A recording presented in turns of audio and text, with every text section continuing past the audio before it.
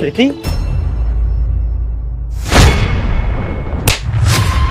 अबे ओ 2 कौड़ी के मजदूर, तेरी हिम्मत कैसे हुई मैम को आके हाथ लगाने की? रुक तो, अभी मैं सिक्योरिटी गार्ड को बुलाता हूँ। और तेरी हिम्मत कैसे हुई मैम को गले लगाने की? लड़का कहता है मैं इन्हें जानता हूँ, ये मेरी कॉलेज की फ्रेंड है। और आदमी कहता है कि मैं जानता हूँ तुम जैसे लोगों को। फिर लड़का लड़की से कहता है कि तुम याद करो ना, मैंने तुम्हारी मदद की थी। लड़की याद करती है और समझ जाती है। फिर लड़की ने कुछ ऐसा किया जिसे देखकर आप हैरान हो जाओगे, लेकिन उसे देखने से पहले अगर आप भी अपने देश भारत से प्यार करते हो तो वीडियो को एक लाइक और चैनल को सब्सक्राइब कर दे। अगर आपने नहीं किया तो मैं समझ जाऊंगा कि आप अपने भारत देश से प्यार नहीं करते हो। फिर लड़की ने लड़के को एक नई जॉब ऑफर करी और कहा कि तुम मन लगाकर काम करो।